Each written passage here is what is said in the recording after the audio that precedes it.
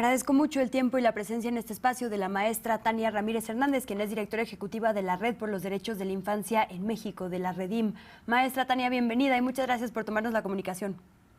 ¿Cómo estás, Lisa? Siempre es un gusto saludarte y a la audiencia de La Octava, aunque no es un gusto estos temas que tenemos que abordar, ¿no es cierto?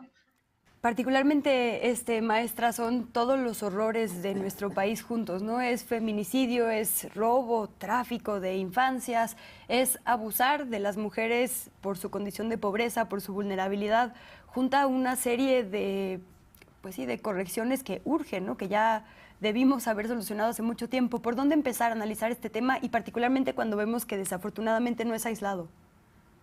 ¿Por dónde empezar, verdad? Porque justo es una mezcla tóxica. Creo que es uno de los casos más extremos en donde se puede ver los efectos más violentos de la objetivación de niñas, niños, adolescentes, en este caso bebés, y también de mujeres, ¿no? Entonces estamos hablando de violencia machista, pero también de violencia adultista en sus expresiones sustracción, desaparición y después asesinato y, bueno, feminicidio, porque hay que recordar que para categorizar, tipificar un delito de feminicidio como tal, tiene que ver precisamente con la condición de mujer, y en este caso el de persona gestante, también el de mujer gestante, está de por medio en este terrible caso. Y terrible también que no sea el primero que vemos, ¿no? Ni en la entidad, ni en el país. Me parece que esta tendencia a pensar que niñas, niños, adolescentes son objetos está detrás de estos motores terribles en donde incluso los cuerpos de las mujeres pueden ser utilizados para robar bebés. Y ahí incluso lo podemos cruzar con los casos de desapariciones de niñas, niños, adolescentes, que lo hemos platicado acá, Luisa, porque no estamos hablando de que sea una cosa que solo sucede en el mundo adulto o son únicamente adolescentes, también bebés entre los 0 y los 5 años están siendo desaparecidos y una de las motivaciones es la sustracción. Justo, Tania, saber que la forma en la que le engañaron fue ofrecerle ropita, ¿no? O una cuna para su bebé, nos habla de una serie de violaciones a los derechos de esta mujer que vivió desde antes de esta violencia máxima. Es decir, una serie de carencias la orillaron a ir por ropita. Es que parece de verdad cuento de terror. ¿Qué política pública, qué reacción social tendría que haber para que esto no vuelva a suceder jamás? Sí, es brutal. Yo leía también que otra de las condiciones de la familia era que el papá en cuestión, que en este caso hay un papá presente, Sí. estaba sin empleo. ¿Cuántos casos no Ujú. tendremos así en México, Luisa? ¿No? Creo que es importante recordar que la Ley General de Derechos de Niñas, Niños, Adolescentes garantiza la protección integral de niños y niños desde su nacimiento, por supuesto, pero también hay una serie de medidas tendientes a proteger estos embarazos que por supuesto son deseados, llevados a término, acompañados, familiarmente bien recibidos, etcétera.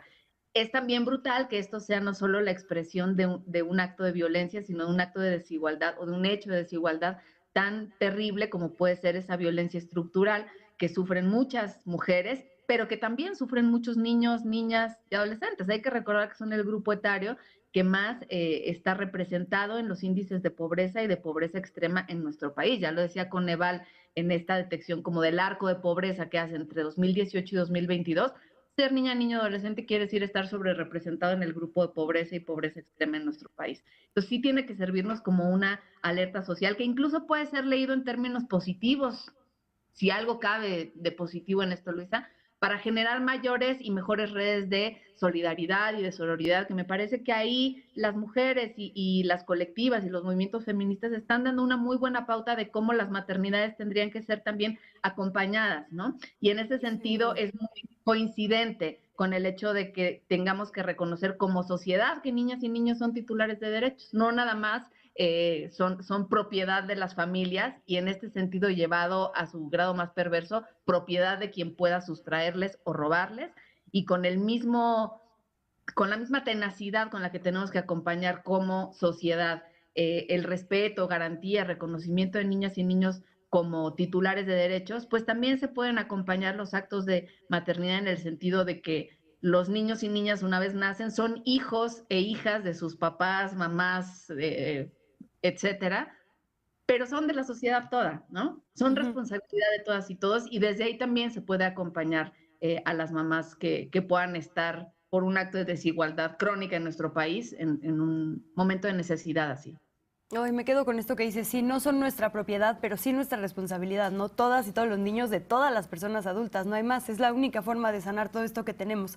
Tenemos 2 minutitos, Tania, aprovechar justo para pedirte recomendaciones de seguridad, cualquier tip que nos quieras dar y un poco también hablar de este robo de infancias, particularmente recién nacidas y recién nacidos, que sabemos que son un tema pues como codiciado en estas redes horrorosas, ¿no? De tráfico. Entonces, un poco, ¿qué saber, a qué estar pendientes en este sentido? Sí, por supuesto. Si lo recordamos, bueno, en realidad creo que México ya no puede no recordarlo y no ver hacia allá. En México sabemos que hay más de 100, no solo más de 100,000, ya más de 107,000 personas desaparecidas. En Redim hemos estado dando cuenta de cuáles son esos datos para niñez y adolescencia y sabemos que al día de, bueno, al 15 de noviembre, en una actualización muy reciente que tenemos, ha habido 89,000, más de 89,000 reportes por desaparición de niñas y niños, de los cuales siguen desaparecidos 17,900, casi 18,000 niñas, niños, adolescentes.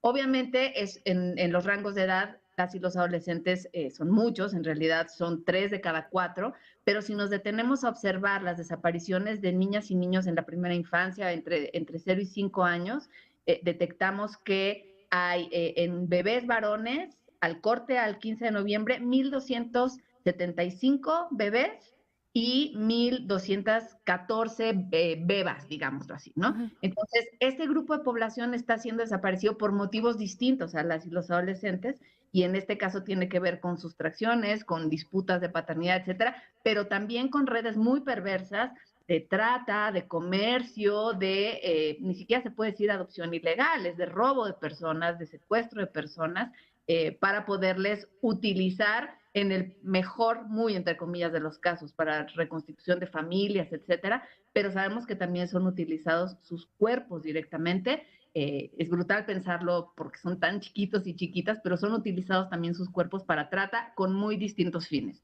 Entonces, ¿qué recomendaciones tener? Siempre tener cerca una red de apoyo, que no tiene por qué ser una red social, estar hablando constantemente de los embarazos, de los bebés, etcétera, tener a la gente, a la familia, a los amigos alertas y también, por supuesto, activar a la autoridad en el momento que sea. Y esto es muy importante decirlo. Ya hay un protocolo de búsqueda de niñas, niños, adolescentes que les protege desde el momento de su nacimiento o bueno, de su sustracción en el caso como el que revisamos. Entonces, el PABNA, este nombre largo, Protocolo Adicional de Búsqueda de Niñas, Niños, Adolescentes, es un protocolo que le dice a la autoridad cómo buscar, porque la búsqueda de niñas y niños tiene que tener unas características especiales. Entonces, se vale activar al Ministerio Público, se vale activar al 911, se vale activar absolutamente a cualquier autoridad y nadie debe de decir, espérese 24, 72 horas. No, tiene que ser una búsqueda inmediata y activando todo lo posible las redes comunitarias, sociales y redes sociodigitales que se puedan hacer. Y pues un llamado también a la autoridad a ponerse las pilas en estos casos de desapariciones y de sustracciones de niñas. Ay, maestra Tania Ramírez, pues muchas gracias por toda la labor de la Redim, por nunca quitar el dedo del renglón y por permitirnos esta conversación en este espacio. Te mando un abrazo y ojalá sigamos al habla. Claro que sí, Luisa. Te mando un abrazo también y gracias por darle un cachito de los programas a la preocupación por la chaviza en nuestro país. Ay, pues bienvenida siempre. Gracias, maestra Tania. Buen día. Son 2 de la tarde con 36 minutos.